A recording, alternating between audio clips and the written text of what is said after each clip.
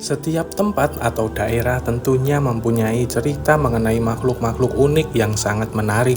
Misal saja di Indonesia, kita sering mendengar cerita tentang buto ijo, burung garuda, dan lain sebagainya. Sebagian orang ada yang percaya dengan hal tersebut, tetapi ada sebagian orang juga yang memilih untuk tidak memperdulikannya. Berkaitan dengan hal itu, sebenarnya di dalam Islam ada beberapa makhluk unik yang telah diriwayatkan di dalam Al-Quran dan hadis. Jika kemarin kita sudah membahas tentang 5 tempat misterius di dalam Al-Quran dan hadis, kini kita akan membahas tentang 6 hewan misterius di dalam Al-Quran dan hadis.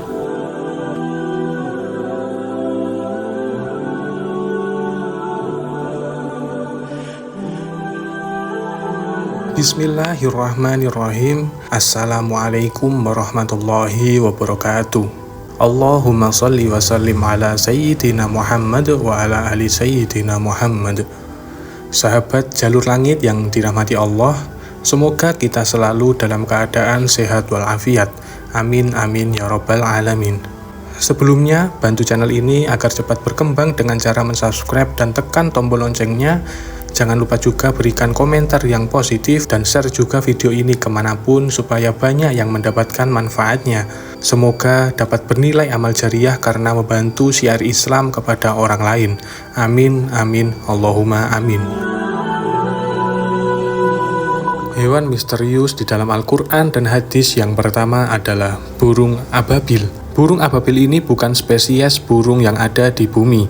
Burung ini diciptakan khusus oleh Allah Subhanahu wa Ta'ala dengan kekuatan yang jauh lebih hebat daripada burung pada umumnya. Warna dari burung ini beragam, ada yang berwarna hitam, putih, dan hijau. Bentuknya mirip dengan burung walet dan balsan. Burung ini didatangkan oleh Allah Subhanahu wa Ta'ala dari arah laut. Nama burung ababil ini disebutkan dalam Al-Quran surat Al-Fil. Pada surat tersebut dijelaskan bahwa burung ababil adalah pasukan yang khusus diciptakan oleh Allah Subhanahu wa Ta'ala untuk mengalahkan rombongan pasukan gajah dari Yaman yang berniat menghancurkan Ka'bah. Burung ababil sangat banyak sekali jumlahnya, bahkan digambarkan seperti kepulan asap. Burung ini dikisahkan memiliki kekuatan yang besar dan dengan batu panasnya yang mampu melenyapkan manusia. Sebagaimana seperti yang digambarkan dalam sejarah, burung ababil ini memiliki kekuatan untuk membawa batu dari neraka dan dilemparkan ke pasukan gajah yang dipimpin oleh Abraha. Akibat batu-batu dari neraka itu, pasukan Abraha hancur dan hangus seperti daun kering yang dimakan ulat. Tetapi, memang kehancuran pasukan Abraha itu banyak menimbulkan pertanyaan, terutama dari sisi sains. Karena batu yang diangkut oleh burung ababil tersebut hilang begitu saja setelah dijatuhkan, sehingga penelitian tidak dapat dilakukan. Tiap burung ababil ini membawa 3 batu untuk dijatuhkan ke pasukan Abraha. 1 batu berada di paruhnya dan 2 batu dicengkram di kedua kaki burung tersebut. Dan dikatakan bahwa batu yang dibawa burung ababil itu hanya seukuran kacang hums dan kacang adas. Menariknya, hingga kini belum ada ilmuwan yang berhasil menemukan spesies burung ababil itu dan kandungan senyawa yang ada di dalam batu panas yang dibawanya. Banyak ilmuwan yang dibuat penasaran bagaimana bisa batu-batu panas itu bisa menghancurkan tubuh manusia dan gajah dengan cepat, tapi tidak merusak permukaan bumi dan tidak membunuh burung ababil yang membawa batu itu. Sekali lagi, fenomena ini adalah salah satu bukti kebesaran Allah Subhanahu wa Ta'ala. Hewan yang kedua adalah Al-Jasasah. Menurut tafsir dari Imam Al-Qurtubi, secara bahasa Al-Jasasah bermakna mata-mata. Dinamakan demikian karena dia selalu mengintai kabar untuk nantinya disampaikan kepada Dajjal.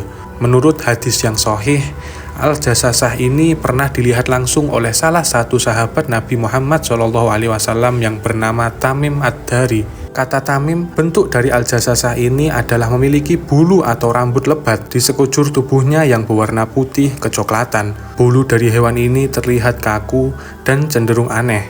Saking lebatnya bulu hewan ini sampai susah membedakan mana mukanya dan mana duburnya. Ketika bertemu Tamim di suatu pulau, Hewan Al-Jassasa ini ternyata bisa berbicara, dan bukan hanya sekedar berbicara. Al-Jassasa pun memerintahkan Tamim dan teman-temannya untuk menuju suatu tempat di pulau itu. Setelah Tamim beserta rombongan mengikuti apa yang dikatakan oleh hewan tersebut, terlihatlah sosok yang sedang dibelenggu pada bagian tangan dan kakinya di tempat itu, dan sosok tersebut adalah Dajjal. Rupanya Al-Jassasa ini sedang menjaga Dajjal yang dikurung di pulau itu. Hewan yang selanjutnya adalah Dabbah. Menjelang hari kiamat nanti, ada binatang melata yang aneh yang akan keluar dari perut bumi. Luar biasanya, binatang yang dinamakan Dabbah ini mampu berbicara dengan manusia. Dabbah ini ada di beberapa hadis Rasulullah SAW dan ternukil juga di dalam Al-Quran. Apabila perkataan telah jatuh atas mereka, kami keluarkan seekor dabbah dari bumi yang akan mengatakan kepada mereka bahwa sesungguhnya manusia dahulu tidak yakin kepada ayat-ayat kami. Al-Quran Surat An-Naml ayat ke-82. Dalam hadis riwayat Muslim, Rasulullah SAW menyebut 3 perkara yang jika ketiganya keluar, semua tobat dan amal tidak ada gunanya lagi. Ketiganya adalah terbitnya matahari dari barat, munculnya Dajjal, dan munculnya Dabbah. Nantinya setelah keluar, Dabbah akan berbicara kepada manusia dan memberikan tanda-tanda pembeda antara manusia yang beriman dan manusia yang kafir. Tanda untuk orang yang beriman adalah wajah mereka akan bercahaya, sedangkan untuk orang yang kafir tandanya adalah diberikan di bagian hidung sebagai tanda kekufurannya. Tempat keluarnya Dabbah adalah di Mekah dan akan keluar dari masjid yang paling besar dan mulia. Rasulullah SAW bersabda, Dabbah akan keluar dari masjid yang paling besar. Tatkala mereka sedang duduk-duduk, tiba-tiba bumi bergetar. Ketika mereka sedang demikian, tiba-tiba bumi terbelah. Ada khilaf atau perbedaan pendapat dari para ulama mengenai sosok Dabbah ini. Pendapat yang pertama, Dabbah secara bahasa memiliki makna hewan yang berjalan di bumi. Beberapa ulama mengatakan bahwa Dabbah adalah anak unta yang disapih dari untanya Nabi Soleh. Pendapat kedua, Dabbah adalah Al-Jassasa yang disebutkan dalam hadis Tamim Ad-Dari pada kisah Dajjal.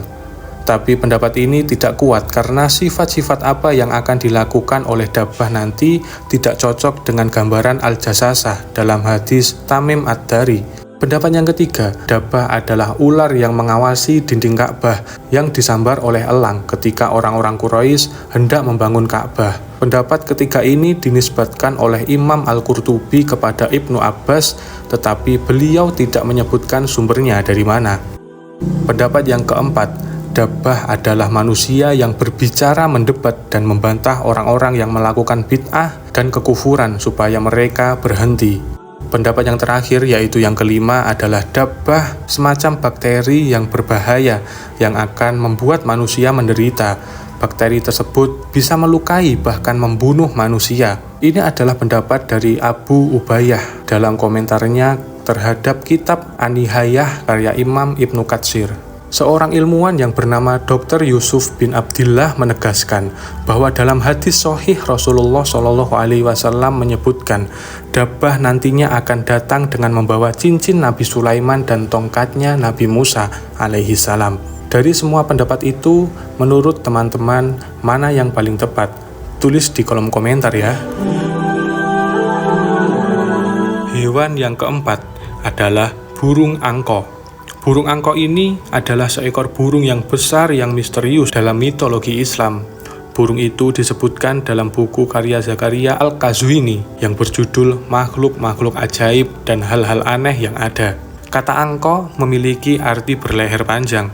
Menurut manuskrip kuno yang berupa teks Arab kuno dari Timur Tengah, legenda burung kolosal ini dikisahkan memiliki tubuh yang sangat besar, sehingga sanggup membawa seekor gajah dengan cakarnya yang sangat tajam. Sumber-sumber kuno ini menjelaskan bahwasannya burung angko ini pernah dipercaya sebagai makhluk yang mulia yang diciptakan oleh Tuhan. Burung ini tinggal di sebuah gunung yang bernama Gunung Falaj. Apabila burung ini terbang, maka ia sanggup menutupi matahari seperti awan. Bulunya memiliki warna yang sangat banyak. Lehernya seperti unta, memiliki 4 sayap, 2 panjang, serta 2 lagi ukuran pendek.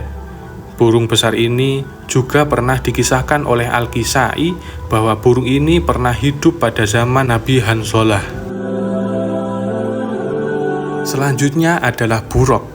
Sahabat jalur langit yang dirahmati Allah, semua pasti sudah tidak asing dengan nama buraq ini.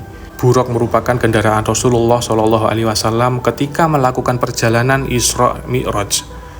Jika dilihat dalam hadis, buraq adalah hewan yang memiliki kecepatan yang sangat tinggi dalam sekali melangkah.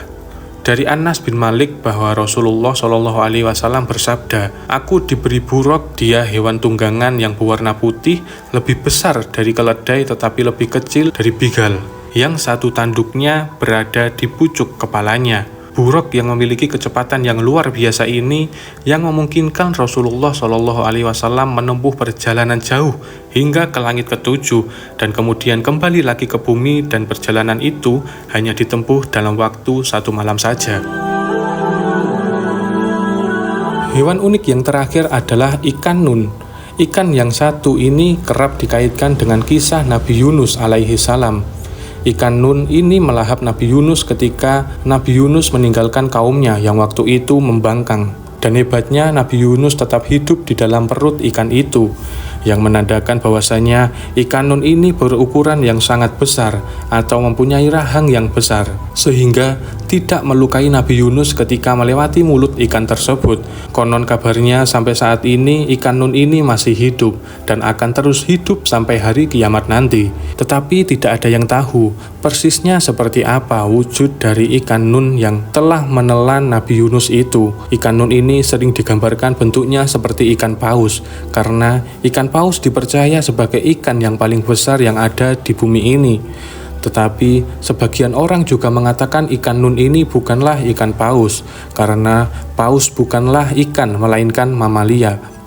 Orang-orang sering keliru membedakan antara mana ikan dan mana mamalia, dan mereka beranggapan ikan nun ini adalah jenis ikan lain yang sengaja diciptakan Allah Subhanahu wa Ta'ala untuk menguji Nabi Yunus. Sesungguhnya Yunus benar-benar salah seorang rasul. Ingatlah ketika dia lari ke kapal yang penuh muatan, kemudian dia ikut diundi, lalu kemudian ia termasuk orang yang kalah dalam undian, maka dia ditelan oleh ikan besar dalam keadaan tercela.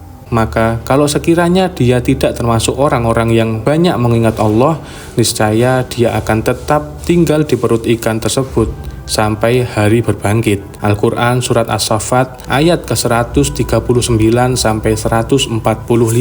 Wallahu alam bisawab.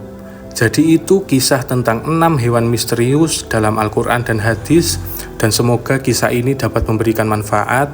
Kurang dan lebihnya mohon dimaafkan karena sejatinya kebenaran hanya milik Allah Subhanahu wa Ta'ala. Sampai ketemu lagi di kisah-kisah seru yang penuh makna selanjutnya. Terima kasih sudah menonton. Jika kalian suka bisa klik tombol like-nya dan komen untuk saran video-video ke depannya. Saya akhiri. Wassalamualaikum warahmatullahi wabarakatuh.